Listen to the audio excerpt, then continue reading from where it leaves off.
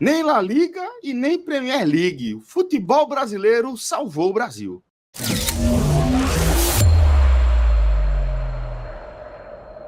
Olá, pessoal! Começando mais um Raio X aqui no Game Arena. Eu sou Celso Shigami, estou aqui com o maestro Cássio Zirpoli e com Fred Figueroa.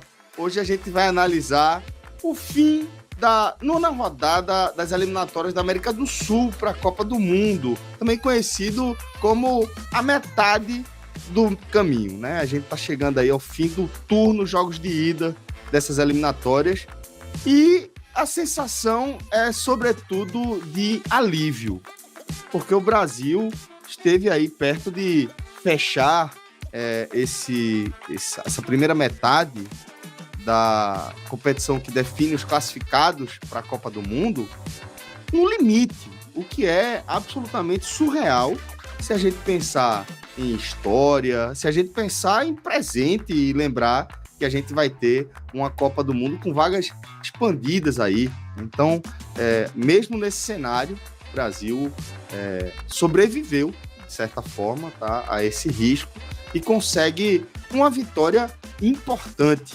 Vence o Chile de virada, num jogo difícil, jogando fora de casa, levando o gol no primeiro minuto ali de jogo e buscando uma reação a partir de pés que ainda não estão frequentando os gramados europeus, né? Porque os gols do Brasil foram marcados por dois jogadores que atuam no Campeonato Brasileiro, dois jogadores que atuam no líder da competição, o Botafogo, e isso é algo que traz muitas coisas para essa camada aqui das nossas análises, né? Porque é algo que a gente vem destacando desde a Copa América e que agora está se concretizando, se materializando nesse roteiro onde o Brasil vence o Chile de virada com 2 gols de jogadores atuando no Brasil. Eu acho que esse é o pano de fundo para que a gente comece aqui as nossas análises. Mas antes de falar do jogo do Brasil, a gente vai mergulhar aqui nos outros resultados da rodada, tá? Lembrando que no momento que a gente está gravando aqui esse programa, logo depois do fim do jogo do Brasil, ainda não tinha rolado Peru e Uruguai, que vai fechar essa nona rodada. Mas a rodada, maestro, começou com mais uma vitória da Bolívia, jogando no El Alto, dessa vez sobre a Colômbia, a vitória da Bolívia. E a gente brincava nos bastidores, maestro, que a Bolívia, de fato, encontrou um lugar ali, né, onde ela realmente consegue ser absolutamente competitiva, né, em qualquer cenário, basicamente, contra qualquer seleção. E para um país que tem a média de altitude de 3.500 metros, tem um lugar que eles chamam um lugar de O Alto, então é um negócio que você tem que respeitar, velho. O negócio é alto mesmo. E arrumado, viu? Organizado. Os Andes aí, a cordilheira, ela engana um pouco, ela sempre passa uma impressão, a gente vê nas duas imagens, dá uma impressão que a montanha está ali. Mas esse é o tipo de montanha que você vai andar quilômetros e ela vai continuar com aquele mesmo tamanho. O arco-íris, né? É o pote de ouro do arco-íris, né? Mas o que dá para dizer é o seguinte, que o cume da montanha coberto de neve não está distante da altura que o estádio está. Assim, isso é muito louco, né? Assim, isso não dá para ignorar nas duas imagens. E é muito curioso porque o esporte vai evoluindo, né? Estrutura, questão física. Aí, em algum momento, a Bolívia ganhou uma Copa América em 1963, disputada na Bolívia 5-4, o jogo decisivo contra o Brasil. Não era exatamente a final, era uma rodada final, mas valeu o título. E a Bolívia ganhou a Copa América de 63 em La Paz, 3.600. Aí a última vez que a Bolívia foi para a Copa do Mundo, La Paz foi uma grande arma, a capital, né? Uma das capitais, né? Porque a Bolívia tem Sucre, tem aquela questão de capital administrativo, capital político, enfim, mas é uma das capitais. E venceu, inclusive, o Brasil. O Brasil nunca tinha perdido as eliminatórias. O Brasil sofreu lá, virou um clássico, né? Jogar a altitude boliviana. O Brasil perde aquele jogo de 93. E a Bolívia foi para aquela Copa. Falha de Tafarel. Uma falha de Tafarel. Aí naquele negócio, por muito pouco, o Tafarel ia ficar queimado. Ia ser Tafarel, né? Que é 94, que um grande personagem aí, né? Mas aí a evolução do esporte, a Bolívia acabou não se desenvolvendo tanto tecnicamente para dizer, eu vou arrumar um jeitinho de me desenvolver. Aí arrumaram um estádio, porque perceba que Fred até no bastidor ele trouxe um dado, que esse é o segundo estádio mais alto do mundo. Tem um no Peru, mas é um estádiozinho menor. A Bolívia não, a Bolívia tem um estádio que é credenciado pela Conmebol a um jogo de eliminatória da Copa do Mundo. Perceba a diferença. Então, assim, é você jogar no segunda maior cidade da Bolívia, quase 1 milhão de pessoas morando aí, mestre. Mas se assim, mas se não tivesse estádio, não ia dar nada. Os caras construíram um estádio que dá para ter jogo. E esse resultado, ele acontece, são 2 vitórias nesse estádio, intercaladas por uma vitória, curiosamente, sobre o Chile, que o Brasil ganhou também, lá, e a Bolívia não ganhava 30 anos, acho que não ganhava do Chile, e essa vitória da Bolívia, que foi a terceira vitória seguida, não acontecia desde as eliminatórias da Copa de 94. A última vez que a Bolívia foi para a Copa do Mundo. Então, assim, e é bem curioso, são tantas vagas, são 10 seleções, 6 vagas diretas e uma 7ª vaga de repescagem. Isso faz com que a Bolívia estava quase coadjuvante antes dessa sequência, pô. Assim, a gente já começa a enxergar, pô, a Bolívia vai para a Copa. Antes dessas últimas 3 rodadas, a Bolívia era quase já a conta de luz para você pagar e buscar os seus pontos. Aí os caras reinventaram a sua forma de jogar, na qual oxigênio para mim, mais ozônio para você, sei lá sei lá como é que a galera faz. E tô brincando, é um rarefeito nessa altitude. Vocês já tiveram na altitude? Eu já tive, o máximo que eu já tive foi, acho que 4.500. É muito, porra. Mas assim, era um passeio 4.500 lá no Atacama. A cidadezinha da Atacama mesmo é 2.600, 2.800, uma coisa dessa. Mas aí os passeios são subindo, e cada passeio numa montanha vai subindo. E você anda devagar. Uma coisa você. Mas é que tá. Aí o cara vai e fala: eu não senti, não. Porra, tu andou, porra. Tu ficasse sentado e você tá numa cadeira. Imagina correr 90 minutos. Correr 90, porque a partir de 2.500 você já começa a sentir os efeitos. Bota aí mais 1.500 metros. Porque La Paz, que era o terror, La Paz é 3.600, pô. 400 para cima, aqui a gente grava aqui são 3 pernambucanos aqui. Recife, no nível do mar, seria subir a Serra das Russas e Gravatá está a 400 metros, ou seja, aquela altura de Recife é a diferença de La Paz para chegar nessa... Maestro, eu fui a Bogotá, tá? Bogotá fica a 2.800 metros de altitude. Já sente. E fiz... já sente. Eu fiquei nauseado os 2 primeiros dias, o dia da chegada e o dia seguinte. Eu fiquei bem nauseado, né? Como eu gosto muito de passear, andar, caminhar pela cidade quando eu viajo, você acaba sentindo, né? Acaba exigindo um pouco mais, só que você acaba também se adaptando. E eu fui, entre os lugares que eu visitei o Morro de Monserrate, que fica com uma visão, a melhor visão possível de Bogotá. É um passeio, né, que você tem que fazer. Você chega de transporte coletivo e de lá você pega um bonde para subir,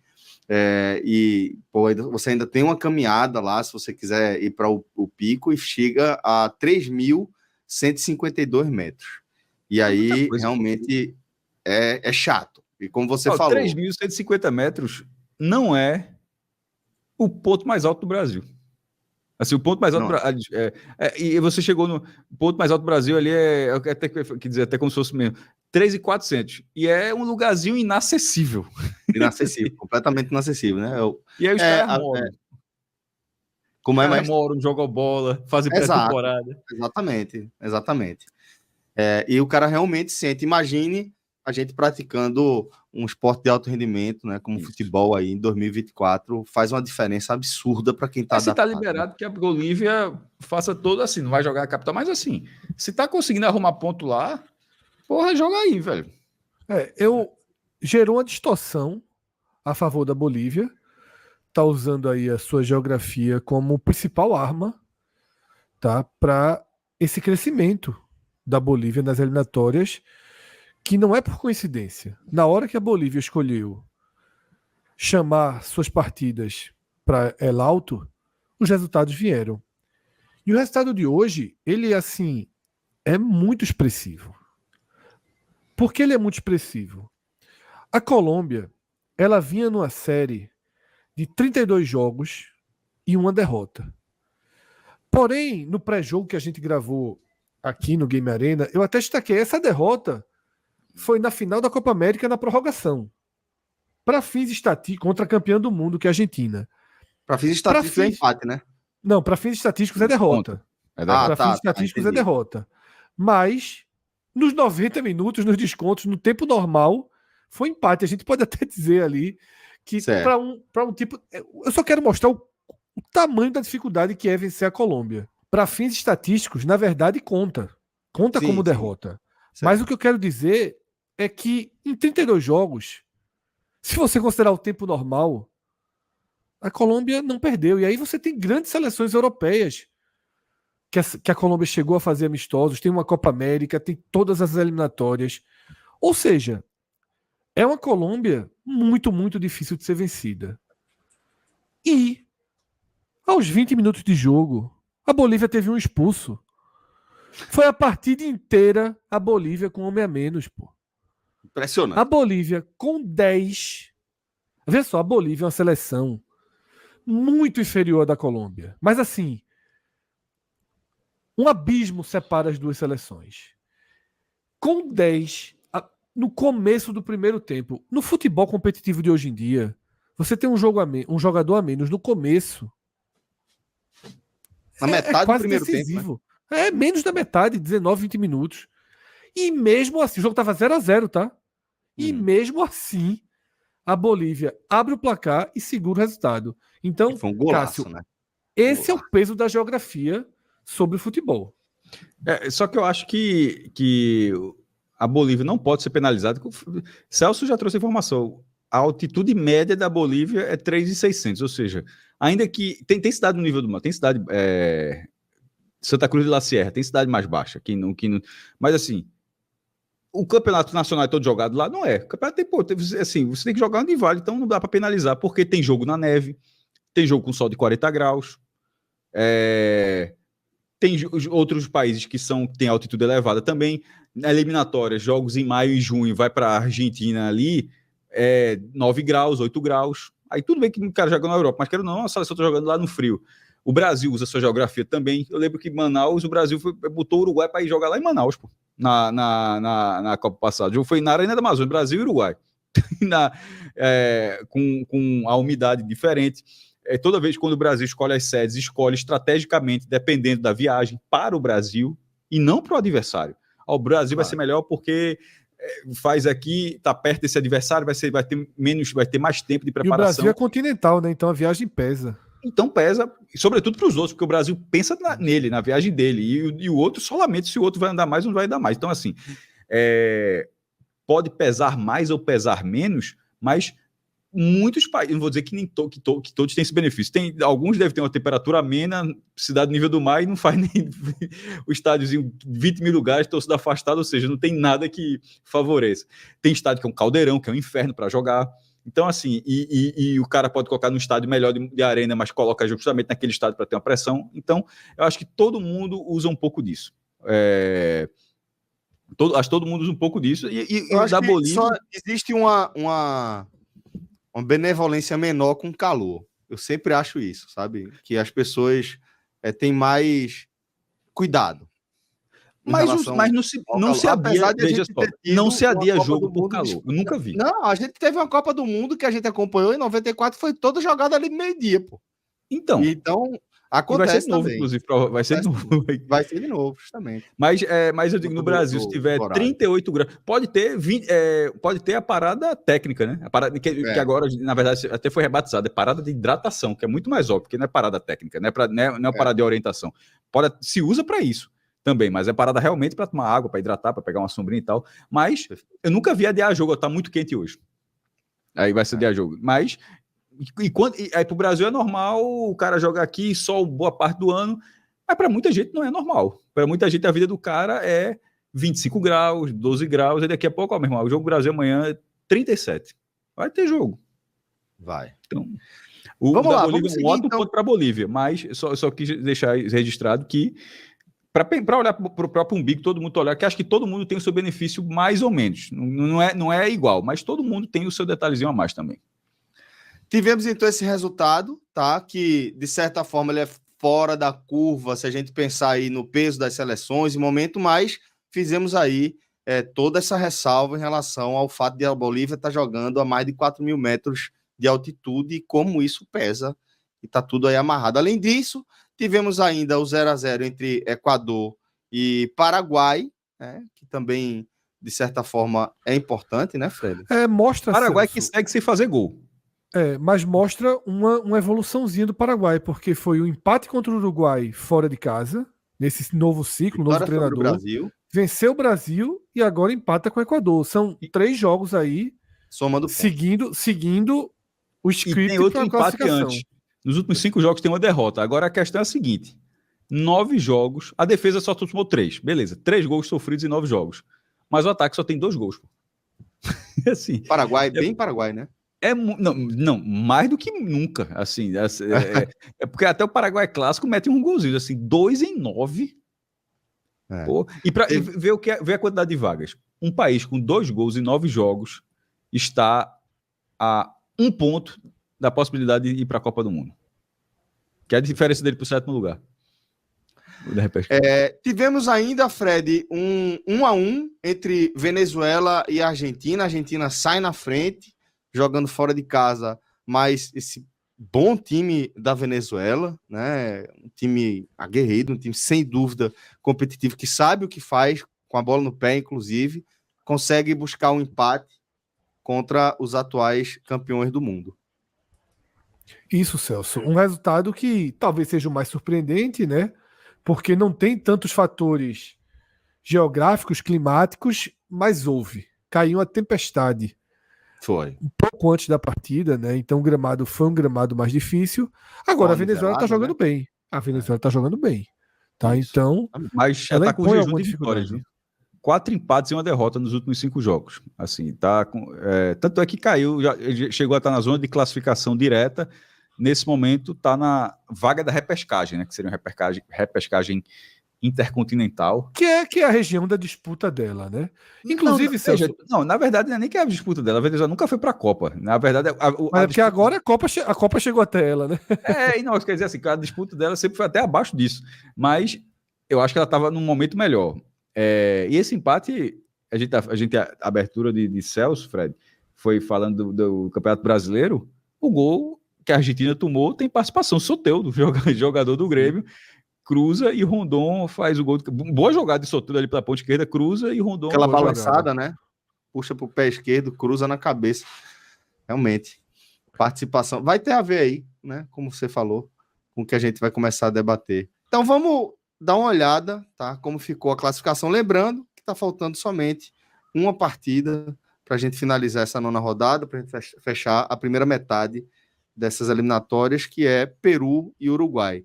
Fred, o que é que te chama a atenção aí na classificação? Celso, para mim existem 5 seleções num degrau, num patamar claramente acima, tá? O Brasil hoje a gente pode chamar de 5 seleções, porque o Brasil conseguiu, né, vencer de virada, né, lá em Santiago, mas mesmo com o Brasil atrás, a gente sabe que o potencial, que o caminho natural era o Brasil ficar mais próximo ali, pelo menos desse núcleo ali de Uruguai, de Equador, de Colômbia. Mas Argentina, Colômbia, Uruguai, Brasil e Equador, eles têm um padrão, um ritmo, um potencial de atuação e uma própria capacidade, ritmo de pontuação, característica dos jogadores que vai levá-los à Copa do Mundo. O Equador, sempre vou lembrar que dentro de campo conquistou 15 pontos. Isso. Ele tem uma punição de 3 pontos. Largou então, dos boxes. Exatamente. Você tem essas 5 seleções aí que não sei exatamente em que posição. A tendência é que a Argentina seja realmente primeira. Colômbia, Uruguai e Brasil ali podem brigar pela segunda posição, mas essas 5 vão para a Copa do Mundo, tá? Com essas 5 indo para a Copa do Mundo, há uma disputa surpreendente nesse momento por uma vaga e meia, tá? Hoje a gente passou pela Bolívia usando a altitude como arma, credenciando a Bolívia para essa disputa, tá? A Venezuela, que tem a sua melhor geração, o Paraguai, que em 3 jogos somou metade dos seus pontos, nas 6 primeiras partidas somou 5, nos últimos 3 somou 5. Né? Um Paraguai que melhora e muito decepcionante, tá?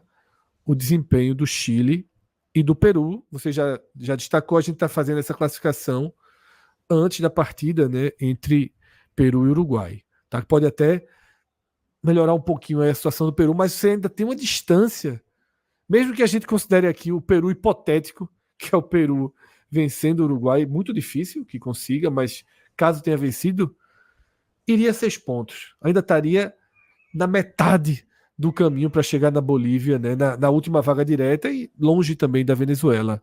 Mas eu acredito que vai ter briga, tá, Celso? Eu acredito que essa disputa aí, eu não descarto nem Chile nem Peru, porque são seleções que pontuam um pouco ali, Bolívia, Venezuela, né? Então, eu não sei se a altitude da Bolívia ela vai ser suficiente quando chegarem os pesos pesados, né? Se bem que a Colômbia foi um peso pesado Aí, e com né? homem a mais, né? Então Isso. é bom respeitar. E ali embaixo, Celso, a gente tem a campanha do Brasil nesse turno, tá? Com inaceitáveis 4 derrotas. Isso aí A gente já passou por aqui sobre a eliminatória de 93, que chocou quando o Brasil perde da Bolívia lá. Mas 4 derrotas, pô, assim, choca muito mais. inacreditável. É inacreditável, assim, é um desempenho assustador, tá? E não foi tão diferente, né, nessa rodada. Pois é. Então, estamos aí, tá? Com esse cenário, chegando na metade das eliminatórias sul-americanas para a Copa de 2026. Vamos agora mergulhar na análise, né, do jogo do Brasil, com direito a Kamehameha, né? Porque, como eu tratei agora há pouco, Fred, na abertura do programa, o Brasil ele consegue essa importante vitória, essa vitória que, de certa forma, estabiliza matematicamente, tá, a seleção para que Dorival Júnior siga tentando buscar um caminho, né?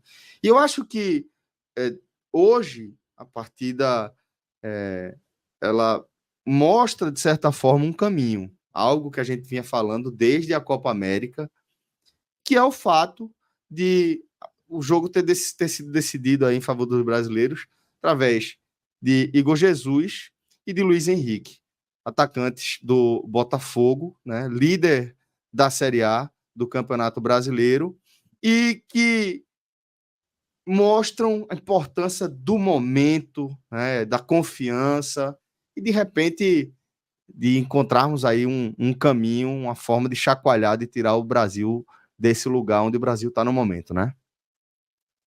Celso, como a gente até já trouxe, falando rapidamente aqui da campanha da classificação,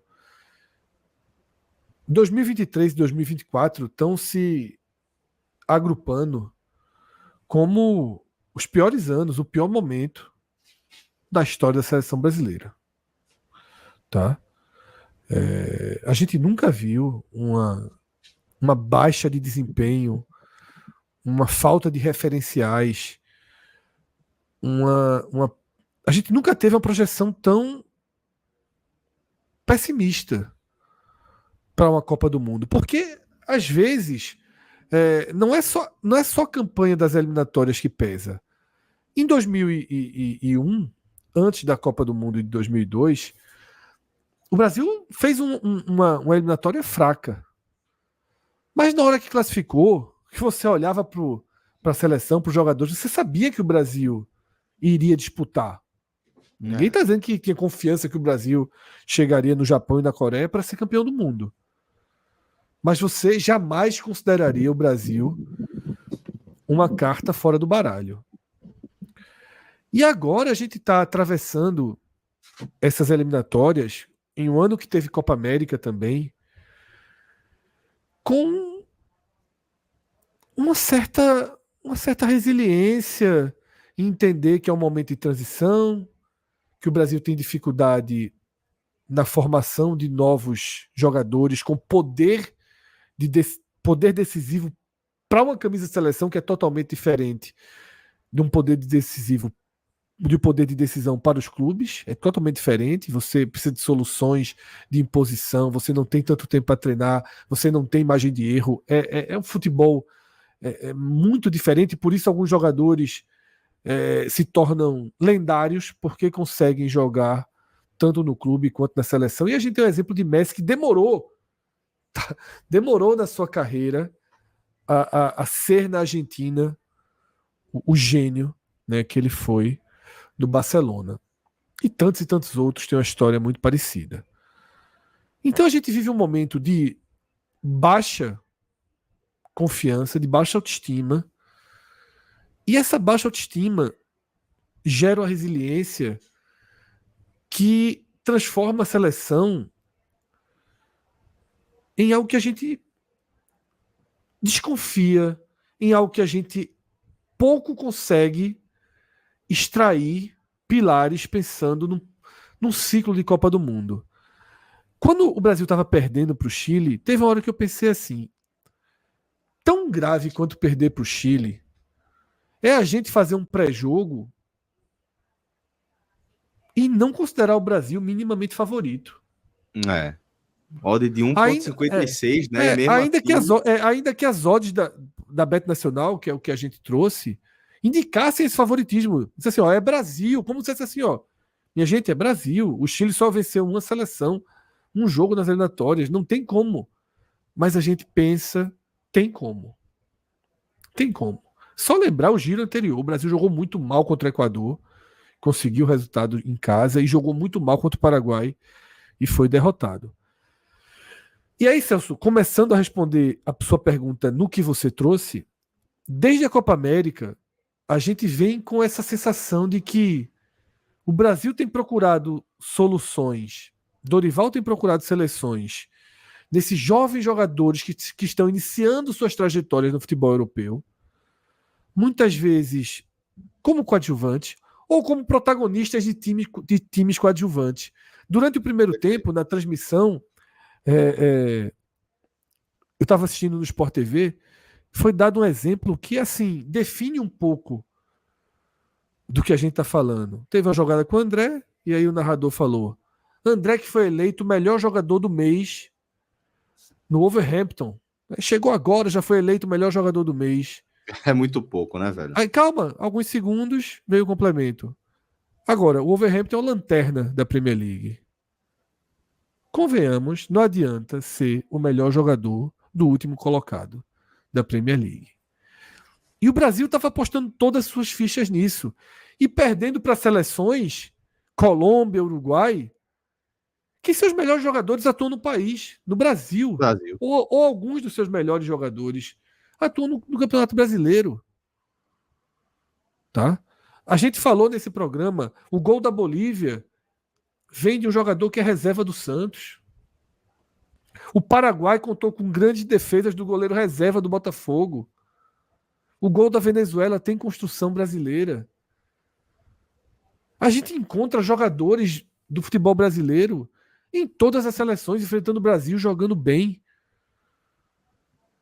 E o Brasil, que parecia, né, de olhos fechados, para encontrar atletas que estão num momento de confiança muito maior e mais adaptados, inclusive, com a realidade do tipo de futebol jogado no continente. Dorival começou a abrir, né, a porta para alguns desses jogadores, e essa vitória foi muito simbólica, porque os 2 gols vieram, né, de atacantes do Botafogo, que, como você falou, é o líder do Campeonato Brasileiro e está na semifinal da Libertadores. Para além desses 2 gols, né, desses jogadores que mereciam essa chance, né, de Dorival, que ajuda a abrir mais portas para o futebol brasileiro. A gente teve Gerson, que entrou bem na partida, né, no segundo tempo também. Para além disso, eu acho que o Brasil teve uma atuação, até por ter levado o gol com 1 minuto, o Brasil teve uma atuação levemente superior ao do giro anterior, nas 2 partidas, tá? A vitória contra o Equador foi horrorosa. Essa vitória foi menos horrorosa do que aquela partida contra o Equador. E a gente começa a ver, por exemplo, uma partida de Savinho acima... Chamando muita responsabilidade, né? Exatamente, acima das outras entradas. É um jogador que foi para o Manchester City, tá? Que vai ter pouca chance, que vai evoluir. E aí você começa a entender. A entrada de Martinez no final foi também interessante. Boa. Você começa a algo que quem acompanha a gente aqui nos programas do Game Arena vai ver que não é a primeira vez que eu falo isso. Para mim, o único caminho, a única porta aberta para a gente poder ter a sensação de que o Brasil não é uma carta fora do baralho em 2026 é o tempo. Se a Copa do Mundo fosse em janeiro agora, o Brasil não era. O Brasil era um candidato à quarta de final. Se a Copa do Mundo fosse em junho do ano que vem, o Brasil era um candidato a quartas de final. Agora, tem 1 ano e meio, né? Um ano, quase um ano, um pouco mais de 1 ano e meio. E é uma seleção muito jovem. A maior esperança do Brasil é o tempo. E que o tempo mature esses jogadores. Nas suas carreiras na Europa, nas suas carreiras no Brasil e nessa seleção. Porque, queira ou não, esses caras estão tendo que definir. Agora, Dorival tem que deixar algumas portas abertas para isso, mas eu falo sobre isso mais para frente aqui no programa. Muito bem, maestro. Vamos também estar com sua análise inicial dessa vitória do Brasil, uma vitória dura, uma vitória difícil, alcançada ali nos acréscimos, né? E com o Brasil pulando uma fogueira, de certa forma, contra o Chile. Celso, Fred começou a ver do Sport TV, então vou dar um exemplo que eu comecei a ver na Globo. Você assistiu aonde? Eu vi na Globo também. Pronto. E foi muito curioso, assim, foi Luiz Roberto, Roger Flores e Caio Ribeiro, né? Aí teve a expectativa inicial da equipe, a equipe atual de transmissão da Seleção Brasileira da Globo. E Roger falou algo que era uma verdade. É o que o Chile vem mostrando. Mas ele realmente teve ele falou, o Chile é muito fraco. Ele foi muito enfático. 68 segundos depois estava 1-0 para o Chile. Assim, segura, Roger. O Chile é muito fraco. Porque ele fala isso, começa o jogo, e com 1 minuto e 8 o Chile já está ganhando de 1-0. E Ederson goleiro de Premier League, no caso é Premier League alta, né? Não é Premier League da baixa, né? Premier League alta. É Champions League. Esse aí eu chamo de Champions League. Justamente. Mas alta também. Beleza. Gol de Champions League e tudo, mas defensável a bola. Ele não é o titular. O titular é Alisson. Machucado, ele ganha uma oportunidade, né? São um de Liverpool, outro de Manchester City. E aí eu acho o goleiro da seleção brasileira, do nível dele, assim, com 1 minuto de jogo, não pode tomar um gol que ele levou. Claro que aquilo ali é o ponto final de uma sucessão de erros. E dali eu destaco também Danilo torcendo como a gente naquele lance ali. Torceu, ele olhou e tal. E eu vou a partir desse caminho de Danilo. O Brasil vai virar o jogo com os jogadores do Botafogo e tal. Não é pegar no pé, porque eu acho que ele está sendo meio marco. Ele está sendo... Tomara que ele seja o Dunga dessa seleção, que é execrado, mas não tá parecendo, não sabe, mas eu acho que tá diferente. Porque Dunga precisou de 2 Copas, né? Também. Dunga já era jogador da primeira Copa, e quando Dunga teve aquela Copa de 90, que ele não, o Brasil todo não foi bem. Isso. Mas e ficou Dunga já era ele foi o Marque. A galera tratou como a era Dunga, né? A era Dunga. Mas Dunga já era um jogador muito promissor do estilo de jogo dele, de liderança, de um volante muito, muito duro, um cara que dominava aquela área do campo. Tanto que os treinadores mantiveram, assim como mantém Danilo, mantiveram ele até 94, ele vira o capitão de 94 e por pouco não foi campeão de novo em 98, que ele foi vice também, sendo capitão, ou seja, foi 3 Copas, campeão em uma, vice em outra, isso depois daquele fracassou, que já poderia ser o contrário, né? Poderia ter ficado na última e na última fracassou, não. Ele dá a volta por cima e faz aquilo tudo. E Danilo tem um pouco disso, mas eu acho que tem um pouco disso até o momento na questão esperança. Porque eu acho que está passando o ciclo, ele é o capitão, eu acho que ele ser o capitão é um problema, porque dá mais luz, porque ele poderia ser um lateral direito, aí tá jogando a seleção e tal, não tá bem, pô, joga bem na Europa, mas não tá bem ali, não se acertou e tal, mas quando ele é o capitão, e por isso que eu citei Dunga, porque Dunga vai ser o capitão dessa figura de liderança, quando ele é o capitão, o que sempre se imagina é o seguinte, o cara para ser capitão da seleção brasileira, geralmente, que Léo Mar já foi capitão da seleção brasileira, mas geralmente, para ser capitão da seleção brasileira, você tem uma história. Você tem uma história na seleção, você tem. Imagina que ele tem respeito de todos os atletas, mas que você tem desempenho. E se eu não tiver, assim, viajando a maionese, ele não tem nada disso na seleção brasileira. Chega a ser impressionante, assim, o cartaz que dentro da seleção que Danilo tem, e que fora quase ninguém enxerga isso. Eu considero ele um dos piores da partida. Ele, Paquetá e Abner também. Assim, para mim, os 3 piores. E nisso eu acho que já passou. E é muito ruim quando chega naquele ponto que o cara já fica marcado. Porque todo passo lá, tá vendo? O cara só toca pro lado. E só toca pro lado mesmo. Só toca pro lado. É um lateral que não chega na linha de fundo, que cruza. E a história do Brasil não é essa, pô. A história do Brasil é lateral que apoia, é lateral habilidoso, é lateral que faz gol, é lateral que vai lá dentro de fundo. Maestro, ele é o lateral que ele é zagueiro, né? Ele então é o lateral seja convocado dessa forma.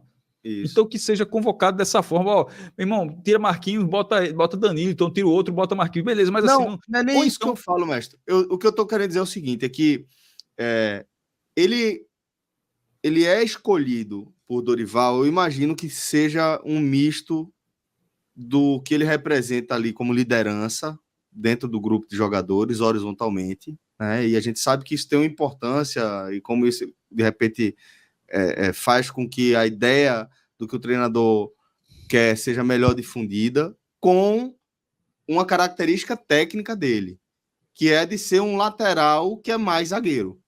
Pois então esse é meu ponto. Costumeiramente atua dessa forma nos clubes, e eu acho que a partir da liderança que ele desempenha e de Dorival entender que precisa contar com ele está deixando o Brasil meio que capenga, jogando de certa forma. Mas não é só Dorival. Danilo, só que Danilo não entrega suficiente para que você deixe o time penso por conta dele. Por exemplo, eu acho que as partidas ruins que você citou também de Abner e Paquetá tem até a ver com a forma como o Brasil joga, penso, com Danilo do outro lado. Acho que isso interfere também ali do outro lado. É isso que eu estou querendo dizer. Acho que Dorival coloca mais fichas do que Danilo consegue entregar. Por característica e por Deixa eu continuar do jeito. Meu ponto, eu ia seguir da seguinte forma ainda. Não é só Dorival. Danilo tá lá com os outros treinadores antes de Dorival. Por isso que eu falei assim, o treinador enxerga Danilo nisso tudo, então não é só Dorival que acha que Danilo exerce, os anteriores também. Fernando Diniz, assim, os anteriores também. Então, nessa a longevidade de Danilo na seleção, assim, me impressiona porque eu não lembro de ser um jogador que tenha rendido tanto assim para ter tanto gabarito a ponto de ter essa liderança, beleza, mas o capitão da seleção brasileira é um lateral do qual você não espera absolutamente nada. O lateral, você não espera que ele vá ser uma peça no ataque. Você não espera isso. E nem defensivamente você se sente seguro por Danilo estar ali. Então, esse é o meu ponto. Eu não acho que a seleção brasileira está protegida porque Danilo está ali. E ele está ali, eu não acho que ele está ali, ele vai possibilitar mais jogadas no campo ofensivo. Assim, é um jogador que na seleção brasileira assim, é muito abaixo do que pede. Muito, muito abaixo. E não foi só para Dorival. Por isso que eu estava querendo seguir, assim, porque não era só Dorival, os outros treinadores, mas é um jogador que tem muita moral interna. E vai com mais assim, é muita moral interna, mas hoje foi mais uma partida ruim. É só toque para o lado. Assim, para ser um toque para frente, para ser justo, teve um. Foi um lance de Savinho, para ser bem justo mesmo, até que errou, até foi Savinho. Savinho foi pegar a bola e quando dominou a bola já tinha saído na linha de fundo. O passe que eu lembro, assim, todos os outros são pro lado.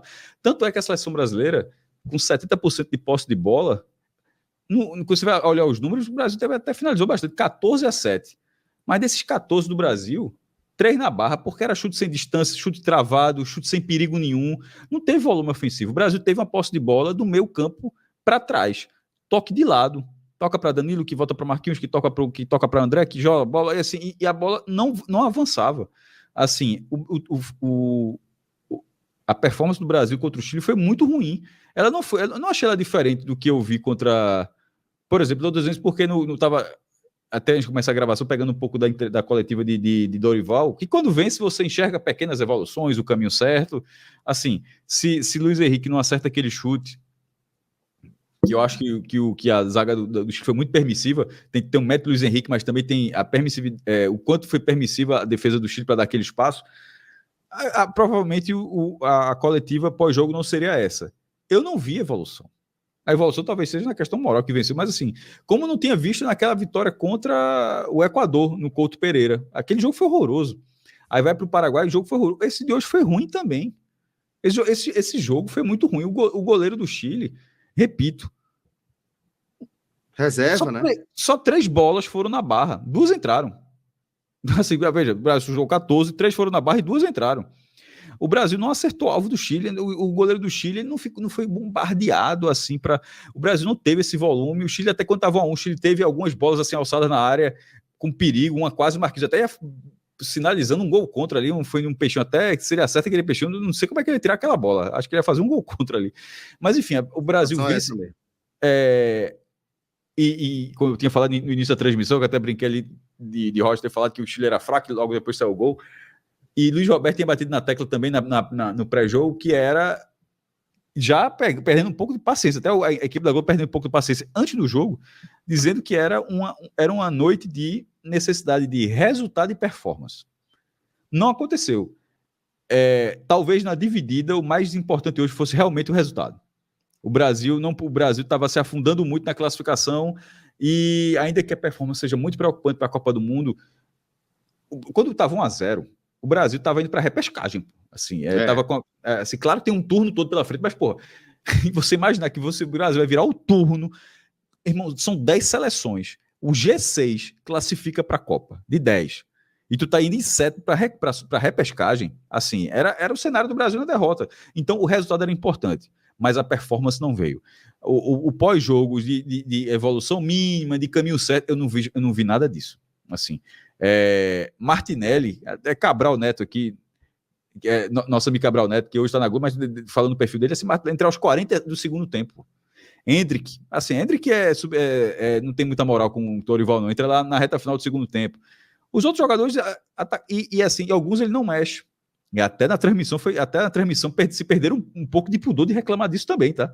Assim, os comentários, tem os intocáveis de Dorival. Eu fiquei até surpreso de ter ouvido isso na Globo durante a transmissão. Os intocáveis de Dorival.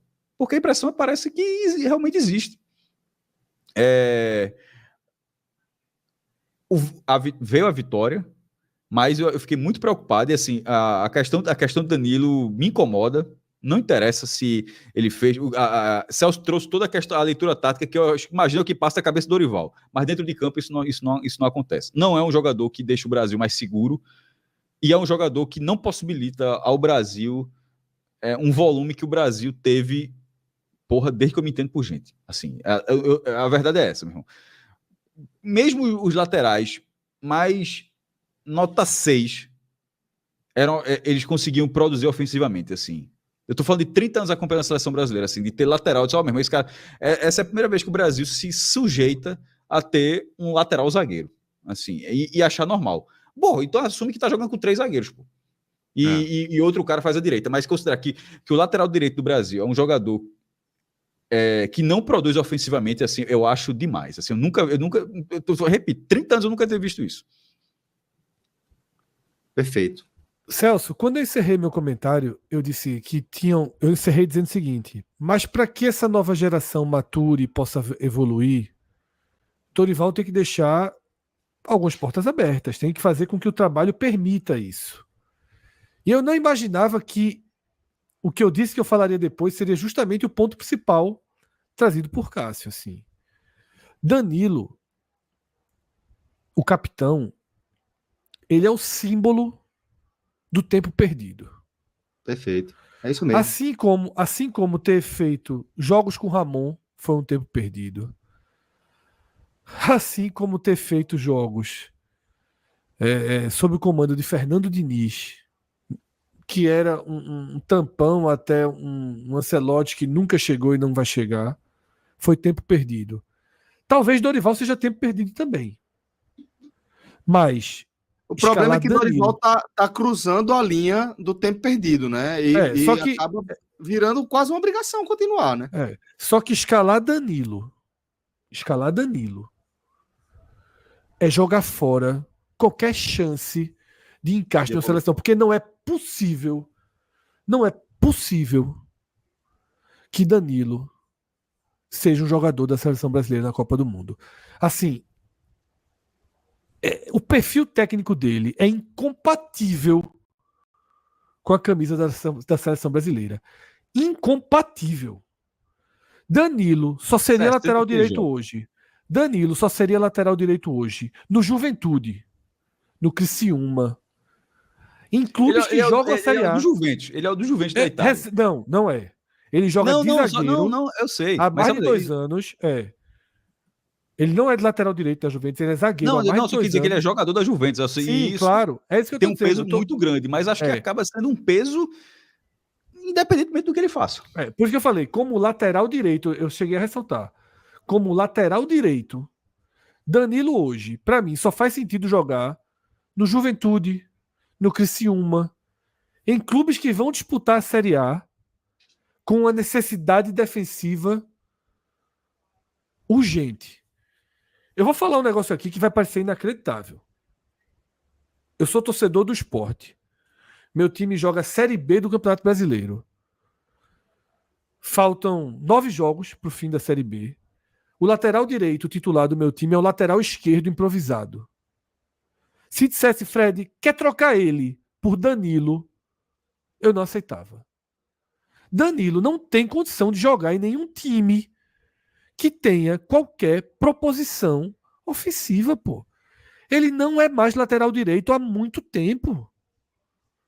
Ele já era um lateral direito de pouca chegada ofensiva. Ele hoje não é mais lateral direito.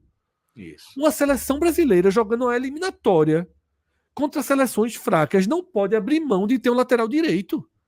Aí, Dorival, essa questão dos intocáveis é perfeito. Dorival faz um planejamento tático para Danilo jogar. Exatamente. Como é que o Brasil abre mão? Como é que o Brasil abre mão de ter um lateral direito? A gente destacou aqui a partida de Savinho.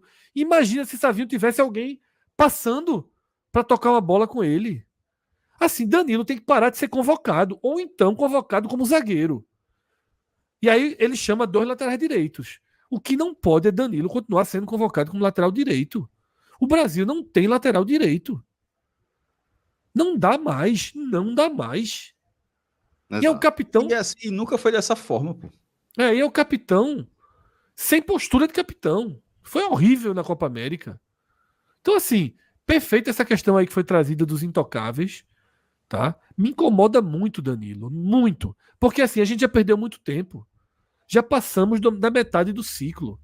Eu tenho uma preocupação grande com o Paquetá. Porque tá empurrando com a barriga, mas vão começar as audiências. Tá? Vão começar as audiências em relação...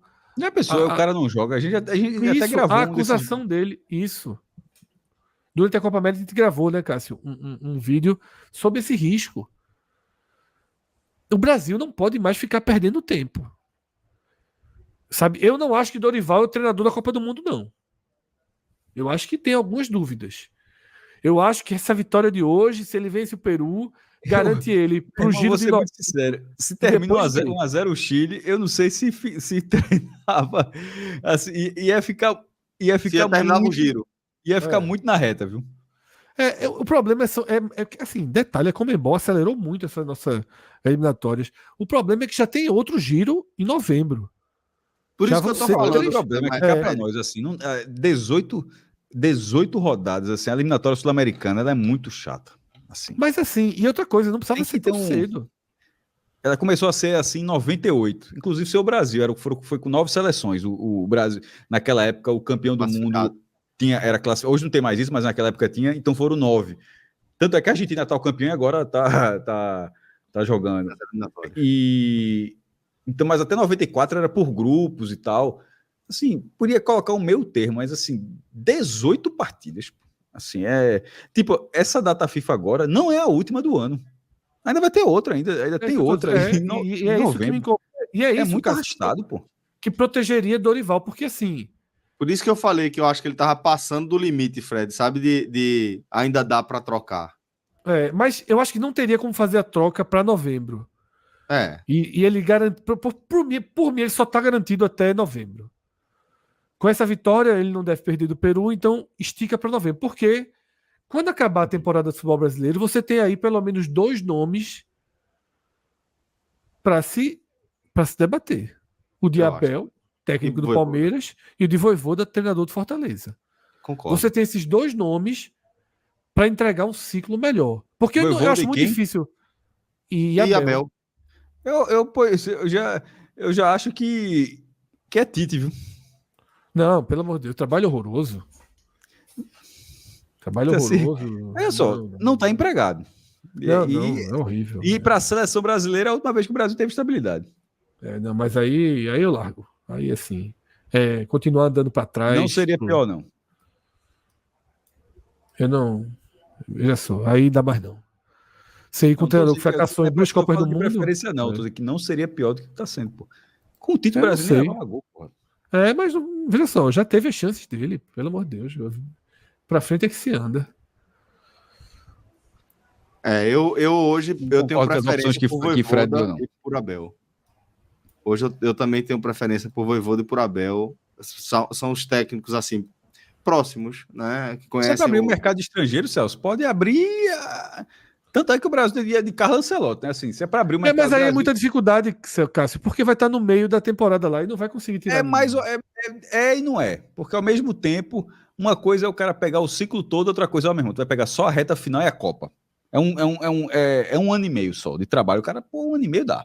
De repente, um Carlo Ancelotti, 4 anos aí de ciclo. O cara, meu irmão, 4 anos de CBF, não, mas 1 ano e meio. 1 ano e meio é mais fácil de convencer, pô. Então, assim, e o Brasil, a última vez que o Brasil teve treinador estrangeiro, que foi muito acaso, né? Porque era o treinador do Palmeiras, de 65, né? Palmeiras representou a seleção brasileira, o treinador do Palmeiras era um uruguaio. O Brasil ganhou o jogo amistoso na abertura do Mineirão, e desde então, só treinador brasileiro. Então, assim, se é para abrir nessa questão, aí eu já iria, meu irmão, na abertura. Não, o que eu falo de Vojvoda e de Abel no pragmatismo mesmo, sabe? Eu acho que. Não, eu não seria pragmático, não. Se tá valendo, então, meu irmão, então vai bater na porta. Não, mas eu tô falando de pragmatismo mesmo. Deixa eu só concluir aqui. Eu acho assim que seriam treinadores que estariam dentro de um timing de substituição ao trabalho do Dorival, né? E que conhecem bem o futebol brasileiro do momento, conhecem as urgências e eu acho que conhecem soluções para essa seleção. Lógico que se a gente pensar aí nos grandes nomes, vamos pensar em Guardiola, vamos pensar em Ancelotti, vamos pensar em Xabi Alonso. Se Klopp, meu irmão. Sai dessa apostadoria. Sai dessa apostadoria, Klopp. Vem para a seleção brasileira. Quem? Klopp, Jürgen Klopp. Jürgen Klopp, exato. Então, assim, se arrumar um desses grandes nomes, claro que ninguém vai fazer objeção, né? Claro que não, eu prefiro Abel do que Ancelotti. Não é isso que eu estou dizendo, mas eu acho que Abel está muito próximo, sabe? Tem todos os requisitos para fazer um trabalho de evolução na seleção brasileira. Particularmente, eu preferia, inclusive, Vojvoda para a relação com a seleção brasileira, com a torcida, tudo. Eu preferiria o trabalho do atual técnico do Fortaleza. Mas, se vier um medalhão desse, aí é outra história. Né? Além desse ponto do pragmatismo, Celso, Eu estava me referindo à mudança agora em dezembro, né? E aí, tirando o Klopp que Cássio trouxe, né? Que está num período sabático aí, mas tirando o Klopp, você não vai ver nenhum treinador de um grande clube europeu parando o trabalho no meio. Então, só Abel e Vojvoda estariam em condições no final da temporada porque o trabalho estaria concluído, mais uma temporada concluída. Caso o Dorival se arraste até o meio do ano que vem, por exemplo, aí eu já vejo de novo esse cenário que Cássio traz aí de alguém que trabalha numa Europa, né? seleção, num clube grande da Europa. Mas eu acho que é meio pouco tempo, porra. E convencendo mas eu acho que é muito urgente. Me incomoda muito o Dorival seguir. Me incomoda muito, tá? Eu acho que ele tem sido... E assim, essa questão dos intocáveis que foi trazida aqui bate com algo que está me incomodando de Dorival desde a Copa América, que me parece um treinador dirigente, sabe? Muito preocupado com hierarquias. Me lembra a pior faceta do trabalho de Dunga, sabe? E Dunga tinha várias outras coisas, tem outras características do trabalho dele que eram interessantes. Dorival não tem essas características interessantes e traz essa pior faceta aí dos intocáveis, de que não mexe, os jogadores que estão comigo. Ele tem com esses problemas desde a Copa América e está confirmando, ao invés de se afastar dele, está confirmando. Agora, um treinador sem moral, sem imagem, sem lastro, acaba se apegando a isso, né? Para tentar via grupo, né? Mas assim, é terrível, assim, o momento é muito ruim. Vamos ver contra o Peru, tá? Vamos ver na próxima terça-feira se algo melhora. Mas eu sou muito pouco esperançoso quanto a isso, Celso. Meu mantra em relação a essa seleção é esse, tá? Primeiro, mantra 1, sem Danilo, eu acho Danilo inaceitável, me incomoda de forma inacreditável, assim. Eu não consigo entender, não consigo aceitar Danilo. E o meu mantra 2 é isso. O Brasil tem uma chance. E essa chance é o tempo. Só precisa de um treinador que permita que o tempo trabalhe a favor, pô. Você não pode fechar portas para não permitir o desenvolvimento. Quem vai ser o lateral direito? Vamos encontrar o lateral direito. E que esse cara comece a jogar. Seja com o Savinho, seja com o Rafinha, seja com o Rodrigo pela direita, seja quem tiver que cair por ali. Luiz Henrique. É preciso você trabalhar. Você não é a melhor seleção, você não tem os melhores jogadores, você não tem a maior experiência, você não vai ter o melhor ciclo, mas você pode trabalhar um crescimento na hora certa. Uma maturação. É a única chance, pô. É a única chance. Tá um pouco do que foi a Espanha na Euro. Um pouco do que foi a França em 2018. Tá? A França em 2018 até, né? E a Espanha na Euro maturaram antes. E foram campeãs. Isso. Tá? Então, é um pouquinho da chance que o Brasil tem. Perfeito, galera. Espero que vocês tenham gostado aqui desse conteúdo, tá? Se você gostou, deixa aqui o seu like, deixa o seu comentário, ajuda a gente a crescer. Sempre importante, tá bom? Forte abraço e até a próxima. Valeu! Tchau, tchau.